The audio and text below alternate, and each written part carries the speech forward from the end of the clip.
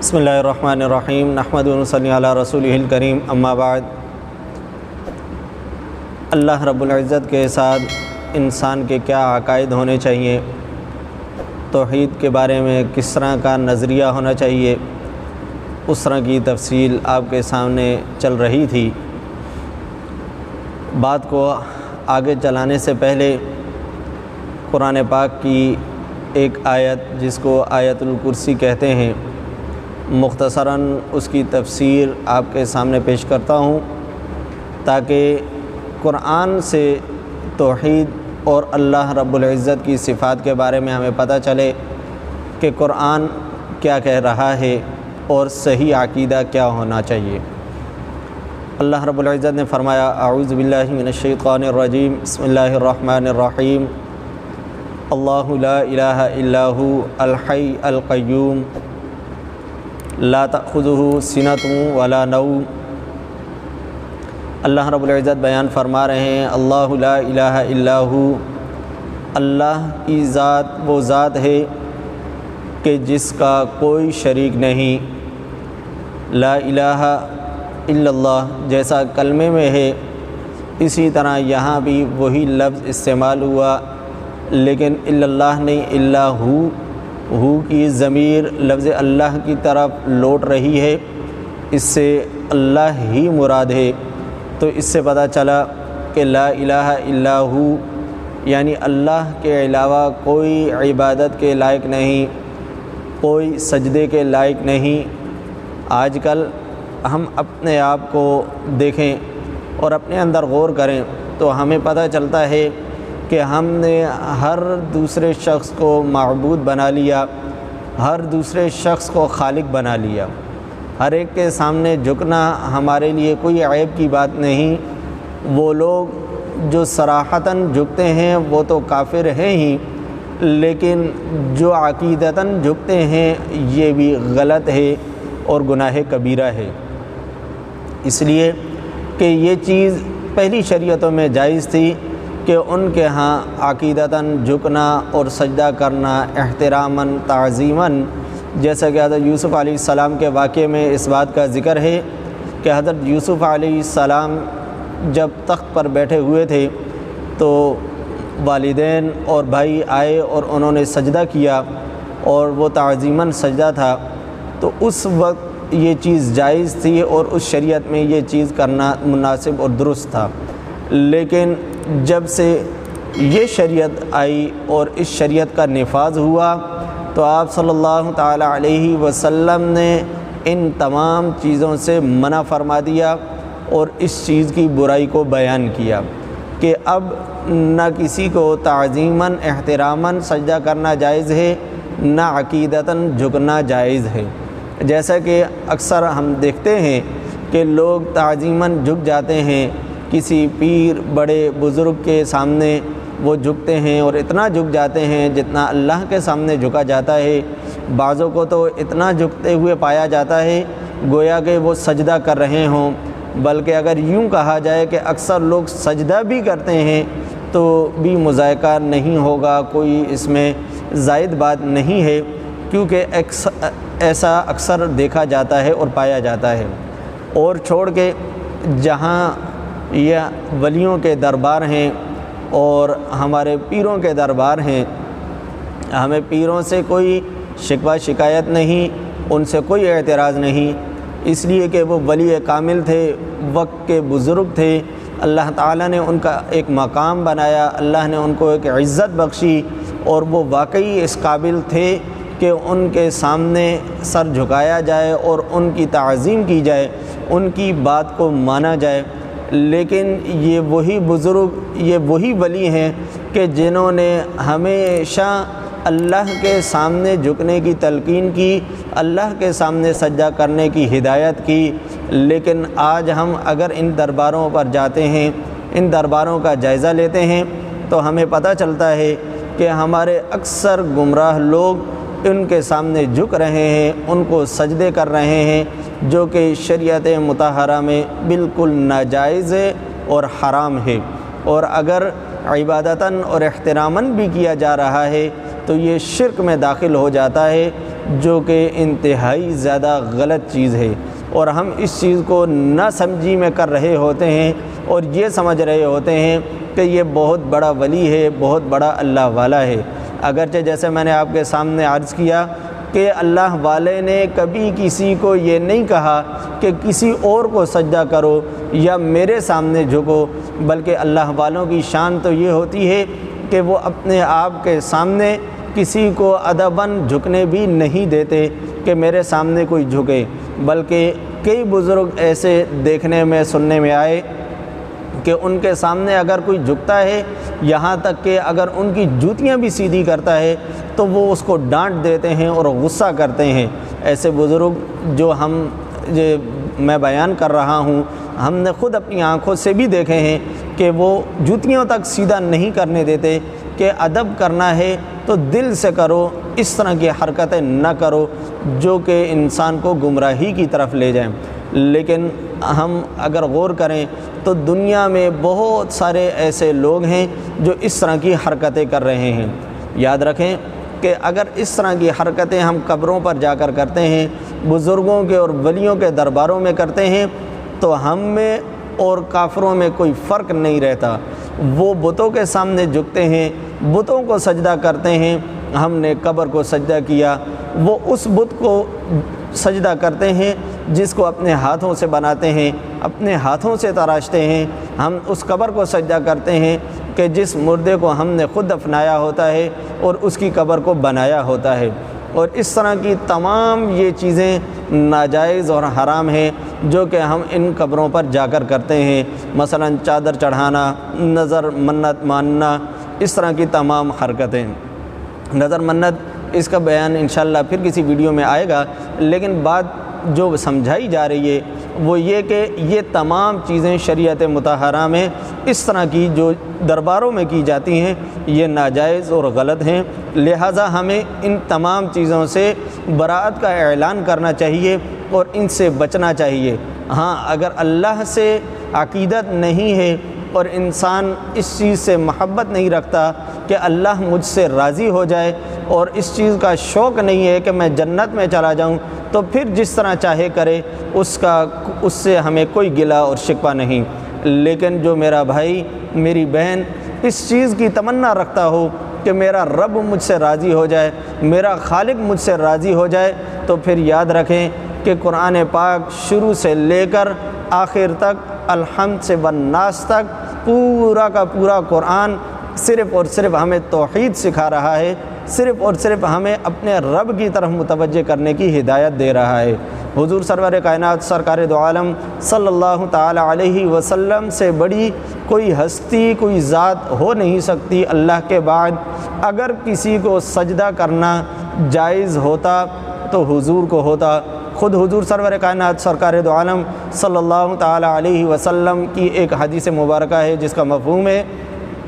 کہ اللہ کے علاوہ اگر کسی کو سجدہ کرنا جائز ہوتا تو میں بیوی کو حکم دیتا کہ وہ اپنے شوہر کو، اپنے خاوند کو سجدہ کرے کہ وہ اس لائق ہے کہ اس کو سجدہ کیا جائے۔ تو بہرحال جیسے کہ میں نے عرض کیا کہ ہمارا ماننا تو یہ ہے کہ اللہ کے بعد سب سے عالی مرتبہ، سب سے اونچا مرتبہ جو ہے وہ محمد الرسول اللہ صلی اللہ علیہ وسلم کا ہے۔ تو جب حضور علیہ الصلاۃ والسلام نے خود اپنے سامنے کسی کو سجدہ نہیں کروایا، اور آج بھی اگر ہم اس چیز پر غور کریں تو ہمیں یہ دیکھنے میں آتا ہے، ہمیں یہ پتہ چلتا ہے جو لوگ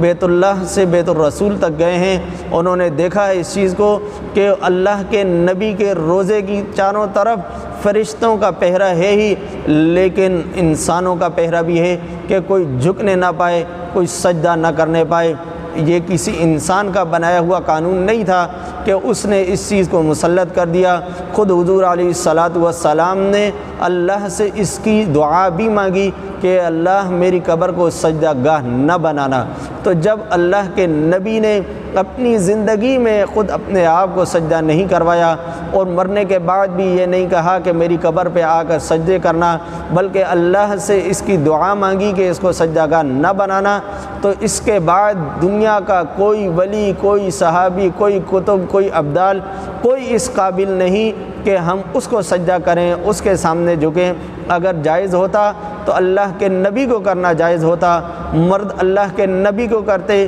عورتوں کو اللہ کے نبی کا حکم ہے کہ اگر میں جائز قرار دیتا اور جائز ہوتا تو مردوں کو سجدہ کیا جاتا، عورتوں کو حکم دیتا کہ وہ مردوں کو سجدہ کریں۔ جب مردوں کے لیے بھی منع ہوا، عورتوں کے لیے بھی منع ہوا، تو پتہ یہ چلا کہ یہ سراسر گمراہی ہے، غلطی ہے، ناجائز ہے اور شرک ہے، جو کہ ہم آج کل کھلے عام کر رہے ہیں اور دیکھنے میں آ رہا ہے۔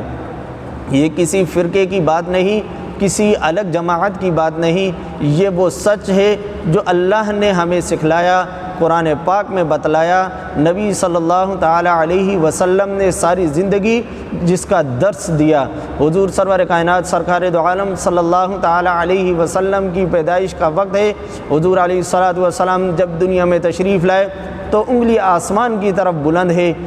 حضرت آمنہ فرماتی ہیں کہ لب ہل رہے تھے، انگلی آسمان کی طرف لہرا رہی تھی۔ تو اس سے پتہ چلا کہ حضور علیہ الصلوۃ والسلام دنیا میں جب پہلے دن آئے تو بھی توحید کا ڈنکا بجا رہے تھے، اللہ وحدہ لا شریک سے تعلق جوڑنے کی بات کر رہے تھے، اور یہ بتلا رہے تھے کہ اب میں آ گیا ہوں، اب میرے بعد کسی اور کو سجدہ کرنا، کسی اور کی دعوت دینا یہ بالکل درست نہیں۔ میرا اعلان یہی ہے کہ جیسے میں اس رب کو سجدہ کرنے والا ہوں، تم تمام مخلوق بھی اس کے سامنے سجدہ کرنے والے ہو جاؤ۔ اللہ رب العزت نے اسی چیز کو قرآن پاک میں بار بار لا الہ الا اللہ، لا الہ الا ہو وغیرہ کے الفاظ سے، واللہ الذی لا الہ الا ہو، قل هو اللہ احد، اور اس طرح بے شمار مثالوں سے، بے شمار چیزوں سے اس بات کو سمجھایا، بتلایا اور یہ بیان کیا کہ یہاں تک کہ قرآن پاک میں اس چیز کو بھی بیان کیا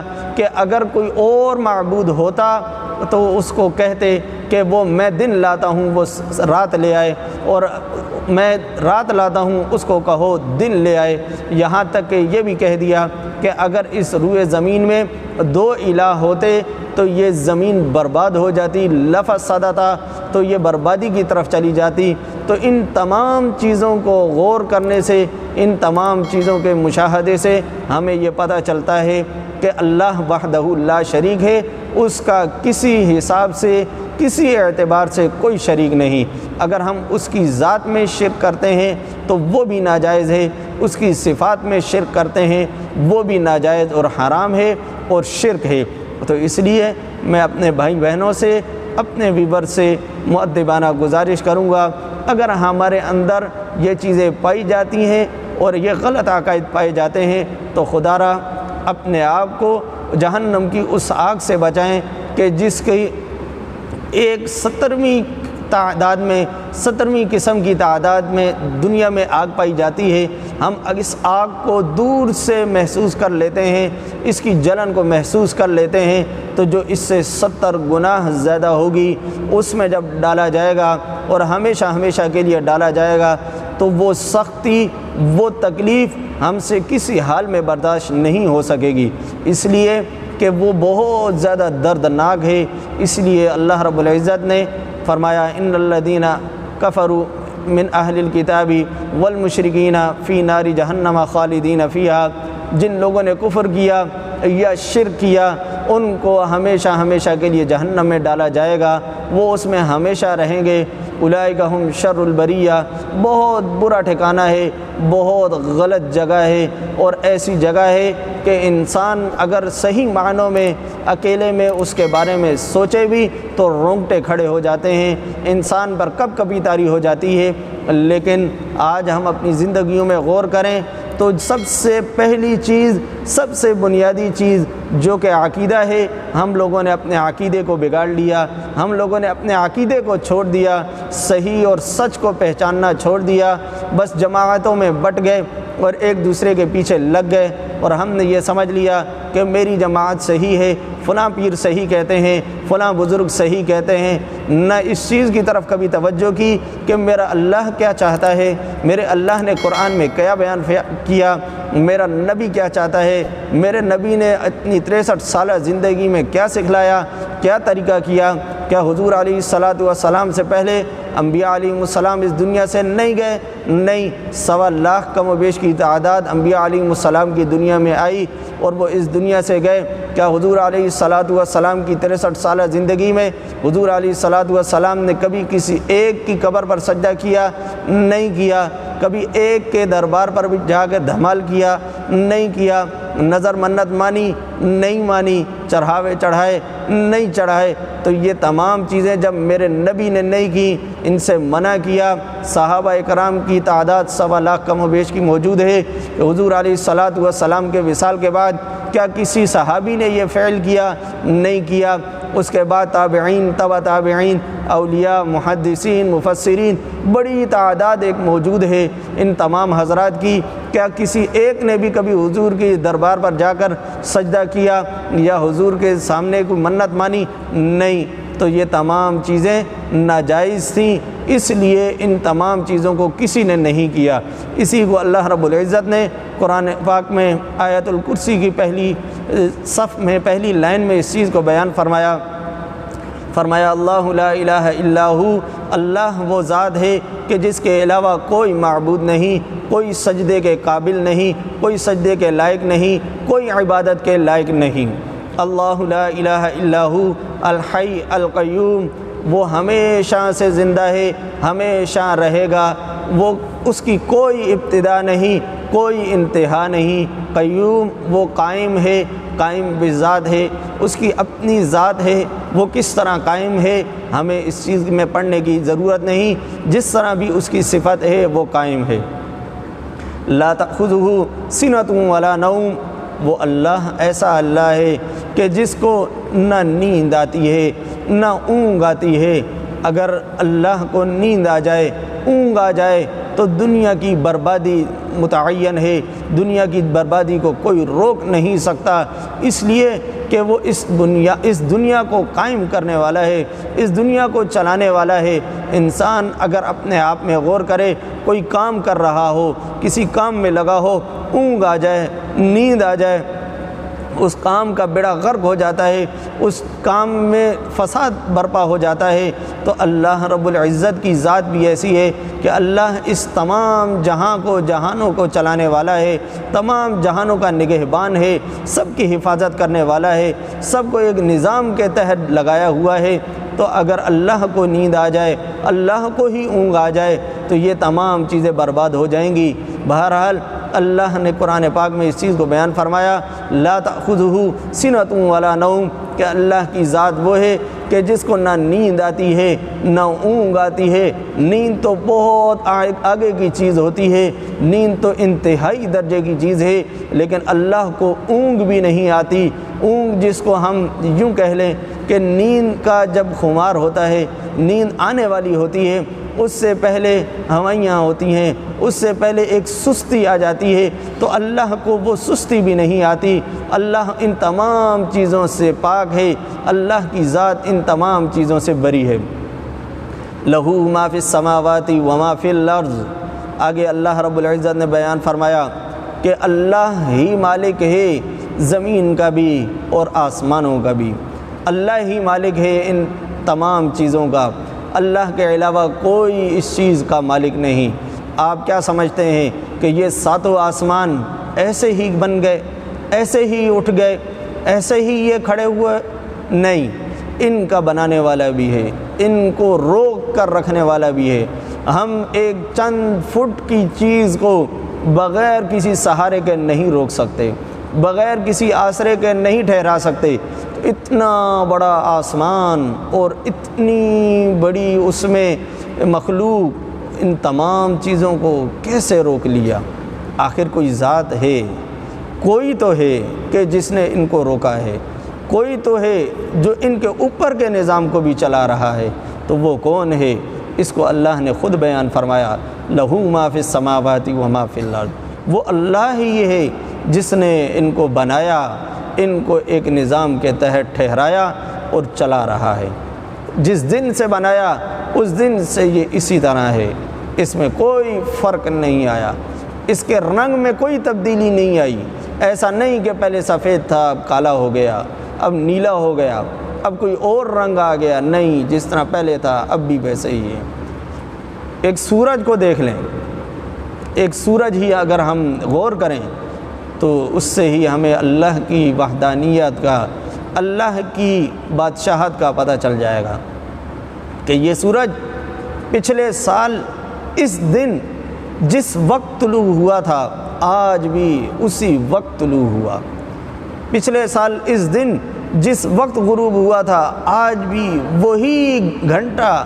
وہی منٹ نہیں، وہی سیکنڈ، وہی لمحہ تھا، لمحے میں بھی تبدیلی نہیں آئی، گھنٹہ تو دور کی بات ہے۔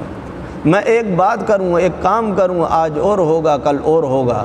لیکن اللہ کا نظام ہے کہ جس میں لمحہ برابر بھی آگے پیچھے نہیں ہو سکتا، نہیں ہوا، ایک لمحہ بھی ایسا نہیں ہوا کہ آج سورج پہلے غروب ہو گیا ہو، یا آج پہلے طلوع ہو گیا ہو، یا بعد میں طلوع ہو رہا ہو، نہیں، ایسا ایک لمحہ بھی نہیں کہ جو ہم پیش کر سکیں کہ آج تو سورج میں یہ گڑبڑ پائی گئی۔ ایسا بھی نہیں ہوا کہ آج مشرق کے بجائے مغرب سے طلوع ہو رہا ہو، ایسا بھی کبھی نہیں ہوا کہ شمال سے نکل کے جنوب میں غروب ہو رہا ہو، نہیں، ایسا نہیں ہوا۔ جب سے اس کائنات کو بنایا ایک نظام بنایا، اس نظام کے تحت اللہ رب العزت چلا رہے ہیں، تو پتہ یہ چلا کہ سوائے اللہ کے علاوہ کوئی اس نظام کو نہ چلا سکتا ہے نہ چلانے والا ہے۔ اللہ ہی ہے جس نے اس تمام نظام کو بنایا، اور وہی اس تمام نظام کا مالک ہے، وہی تمام نظام کا خالق ہے، وہی اس کو چلانے والا ہے۔ کسی انسان کے بس کی بات نہیں، کسی پیر و مرشد کے بس کی بات نہیں، کسی رسول کے بس کی بات نہیں، کسی فرشتے کے بس کی بات نہیں کہ وہ اس نظام کو اس طرح چلائے۔ ہم دیکھیں گے، ہمیں پتہ چلے گا، ہم جان سکتے ہیں کہ نبیوں نے بھی غلطیاں کی، نبیوں سے بھی غلطیاں ہوئیں، تبھی تو حضرت یونس کو مچھلی کے پیٹ میں جانا پڑا، حضرت آدم علیہ السلام سے ہوئی، تبھی تو اتنا عرصہ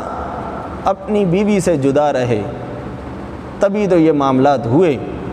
حضرت نوح علیہ السلام نے اللہ سے دعا کی کہ اللہ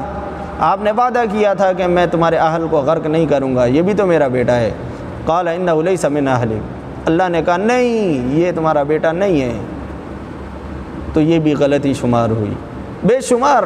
اس طرح کے واقعات ہیں کہ انبیاء علیہم السلام نے اس طرح کی جو کہ اللہ نے معاف کی، اور یہ عوام کو، دنیا کو بتانے کے لیے تھا کہ دیکھو انسان انسان ہے، چاہے وہ نبی ہی کیوں نہ ہو، انسان انسان ہے، نبی ہوگا تو اپنی جگہ ہوگا، اس کی بشریت سے ایک اعلیٰ مقام اور اعلیٰ درجہ وہ اپنی جگہ ہے، اس کا انکار نہیں، اس کا انکار بھی کفر ہے۔ اللہ کے نبی معصوم ہیں، گناہ نہیں ہوتے، لیکن غلطی ہو جانا، بھول ہو جانا، یہ انسانیت کا تقاضا ہے، بشریت کا تقاضا ہے۔ حضور سرور کائنات سرکار دو عالم صلی اللہ تعالیٰ علیہ وسلم ایک سفر سے واپس آ رہے ہیں، صبح کا وقت ہے، فرمایا کہ تھوڑی دیر آرام کر لیا جائے پھر فجر پڑھ لیں گے۔ دو صحابہ اکرام کو متعین کیا کہ آپ پہرا دو اور وقت پر اٹھا دینا، لیکن جب وقت ہوا تو دونوں سو گئے۔ کیا حضور سوئے نہیں؟ یہ بھی غلطی تھی، لیکن بعد میں آنے والی امت کو یہ بتلانا مقصود تھا کہ دیکھو نبی ہیں اور اللہ کے بعد ان کا درجہ ہے، لیکن جہاں بشریت کا تقاضا ہے وہاں نیند بھی آ جاتی ہے، وہاں اس طرح کی غلطی بھی ہو جاتی ہے۔ اس طرح کی غلطی سرزد ہونا کوئی غلط بات نہیں، ہو جاتا ہے، لیکن جو میں عرض کر رہا تھا کہ اگر یہ نظام کسی نبی کے ہاتھ میں ہوتا تو ممکن تھا کہ کوئی نبی سو جاتا اور یہ سورج غلطی سے گھنٹہ پہلے طلوع ہو جاتا یا بعد میں طلوع ہو جاتا، لیکن اللہ نے اس سے پچھلی آیت میں بیان فرمایا لا تأخذہ سنۃ ولا نوم، اللہ کی ذات وہ ہے جس کو اونگ تک نہیں آتی، تو یہ نظام کیسے بگڑ سکتا ہے؟ اس نظام میں کوئی بگاڑ نہیں آ سکتا، کیونکہ اس کا مالک اللہ ہے۔ اگر مالک کوئی اور ہوتا تو لازمی بات تھی اس میں کوئی نہ کوئی بگاڑ آ جاتا، لیکن جب مالک خود رب کائنات ہے، اس جہاں کو بنانے والا ہے، اور اس کی صفت یہ ہے کہ وہ زندہ ہے، ہمیشہ سے ہے، اور اس کو نیند تک نہیں آتی، اونگ تک نہیں آتی، تو یہ نظام ممکن ہی نہیں کہ اس میں بگاڑ آ جائے جب تک کہ وہ نہ چاہے۔ اگر وہ چاہے گا، جیسے قیامت کے دن ہوگا، وہ چاہے گا کہ ان تمام آسمانوں کو ہوا میں اڑا دے تو یہ روئی کے گالوں کی طرح اڑتے پھریں گے۔ آج جو اتنے مضبوط نظر آ رہے ہیں، پھر یہ روئی کے گالوں کی طرح اڑتے پھریں گے۔ یہ پہاڑ جو اتنے مضبوط ہیں کہ سال ہا سال ان کو کاٹنے میں لگ جاتے ہیں، یہ ہوا میں اڑتے پھریں گے، ان کی کوئی حیثیت نہیں ہوگی۔ کیوں؟ اس وقت میرا رب چاہے گا، وہ اس نظام کو بگاڑ دے گا، اس نظام کو ختم کر دے گا، اور اس کو ختم کرنے کے لیے اللہ کوئی لاٹھی نہیں مارے گا، اللہ کوئی ایسا نظام نہیں بنائے گا کہ جو اس کے بگاڑ کے لیے ہو۔ ایسا نہیں ہوگا کہ مزدور لگا دیے جائیں، جیسے کہ ہم کسی مکان کو گرانے کے لیے، کسی جگہ کو گرانے کے لیے مزدور لگاتے ہیں کہ اس جگہ کو گرانا ہے، اس کو ختم کرنا ہے، منہدم کرنا ہے، تو اللہ فرشتوں کی مخلوق کو نہیں بھیجے گا، عوام کو نہیں بھیجے گا کہ اس کو یوں بگاڑ دو، بلکہ کیا فرمایا کہ ایک سور پھونکا جائے گا، صرف ایک سور، ایک آواز نکلے گی، اس آواز سے یہ تمام چیزیں ہو جائیں گی، انسانوں کے دل پھٹ جائیں گے، اتنی دردناک آواز ہوگی اور اتنی سخت آواز ہوگی کہ زمین تک پھٹ جائے گی، آسمان تک گر پڑیں گے، اور پہاڑ اڑتے ہوں گے، ہوا میں ادھر سے ادھر ہو رہے ہوں گے، جیسے سخت ہوا ہو، تیز آندھی ہو، اس وقت سوکھے پتے کیسے ہوا میں ادھر ادھر اڑتے پھرتے ہیں، تو اس وقت یہ منظر ہوگا کہ یہ تمام چیزیں ایسے عالم میں گھوم رہی ہوں گی، پھر رہی ہوں گی۔ کیوں؟ اس لیے کہ اس وقت میرا رب یوں چاہے گا۔ لیکن جب تک اللہ نے اس نظام کو سنبھالے ہوئے ہے، اللہ اس نظام کو چلا رہا ہے، تو کوئی نہیں کہ اس نظام میں ذرہ برابر تبدیلی لا سکے۔ اگر یہ مخلوق جس کو ہم سجدہ کر رہے ہیں، ہم یہ سمجھتے ہیں کہ یہ بہت پہنچی ہوئی چیز ہے، اس کو کہہ دیا جائے کہ نکال دو ایک دن مغرب سے سورج تو ہم آپ کو مان لیں گے، لیکن ایسا کوئی نہیں۔ موجودہ وقت میں تھوڑا سا ہم پیچھے چلے جائیں تو ہمیں دنیا نے خود یہ سبق سکھلا دیا، ایک معمولی سے مرض، ایک معمولی سی وبا نے سپر پاور تک کو ہلا کر رکھ دیا، دنیا کو ہلا کے رکھ دیا، پوری دنیا ہل گئی، ہر ایک پریشان، ہر ایک تکلیف میں۔ کیا ہو گیا؟ اللہ کی پکڑ آ گئی۔ صرف ایک چھوٹا سا وائرس، اللہ نے کوئی بہت بڑا عذاب نہیں پھینک دیا، پتھر نہیں برسائے، آگ نہیں برسائی جیسے کہ پچھلی امتوں میں ہوتے تھے، اللہ نے پانی نہیں بہا دیا پوری دنیا میں جیسا کہ نوح علیہ السلام کے زمانے میں ہوا۔ ایک چھوٹا سا وائرس بتلا دیا، اپنی طاقت دکھلا دی کہ دیکھو میری طاقت، میں ایک ذرہ سے وائرس سے پوری دنیا کو ہلا کے رکھ سکتا ہوں، پوری دنیا کو ہلا کے رکھ سکتا ہوں، مجھ میں یہ طاقت ہے۔ تو پھر بھی اگر ہم اپنے رب کو نہ پہچانے تو پھر تو اس کے بعد کوئی اور وقت نہیں آئے گا کہ ہم اپنے رب کی بادشاہت کو اور قدرت کو پہچانیں۔ اس کے بعد ہمیں وقت نہیں ملے گا کہ ہم اس وقت، فرعون جب غرق ہونے والا تھا، آخری لمحہ تھا، تو اس وقت فرشتوں نے اس کا منہ پکڑ لیا کہیں اب نہ نام لے لے، تو موت کے وقت کا کلمہ پڑھنا کوئی معنی نہیں رکھتا، اس کا کوئی اعتبار نہیں۔ اس وقت لاکھ دفعہ بھی کہا جائے کہ میں اللہ کو وحدہ لا شریک مانتا ہوں، میں نہیں مانتا ان تمام چیزوں کو، ان تمام چیزوں کی نفی کرتا ہوں، تو اس وقت کھاتا بند ہو جائے گا، رجسٹر بند ہو جائے گا۔ جب رجسٹر کھلا ہوا تھا اس وقت تو ہم نے اس کو یاد نہیں کیا، اس وقت تو ہم مستی میں لگے رہے، ہم ایک دوسرے کو گالیاں دیتے رہے، برا بلا کہتے رہے، ایک دوسرے پہ انگلیاں اٹھاتے رہے اور یہ کہتے رہے کہ یہ وہابی ہے، یہ سنی ہے، یہ فلاں ہے، یہ فلاں ہے۔ ہم ایک دوسرے پہ تبصرے تو کرتے رہے، لیکن حقیقت میں کیا تھے یہ ہم نہیں پہچان پائے، حقیقی معنوں میں ہم ایک دوسرے کو نہیں پہچان پائے کہ ہمارے لیے کیا صحیح ہے، کیا غلط ہے۔ جب ہم نے ان تمام چیزوں کو پس پش ڈال دیا تو اللہ نے پھر ہمارے اوپر شیطان کو مسلط کر دیا۔ پھر ہم ایک دوسرے کے گریبان پکڑنے کے لیے تیار ہو گئے، ایک دوسرے پر انگلیاں اٹھانے کے لیے تیار ہو گئے، اور اپنے خالق کو بھول گئے، اپنے مالک کو بھول گئے۔ حضور کی لائی ہوئی شریعت کو ہم نے پس پش ڈال دیا۔ اللہ رب العزت نے فرمایا لہو ما فی السماوات و ما فی الارض، اللہ ہی مالک ہے آسمانوں کا بھی اور زمین کا بھی۔ بقیہ انشاءاللہ اگلی ویڈیو میں۔ وآخر دعوانا ان الحمد للہ رب العالمین۔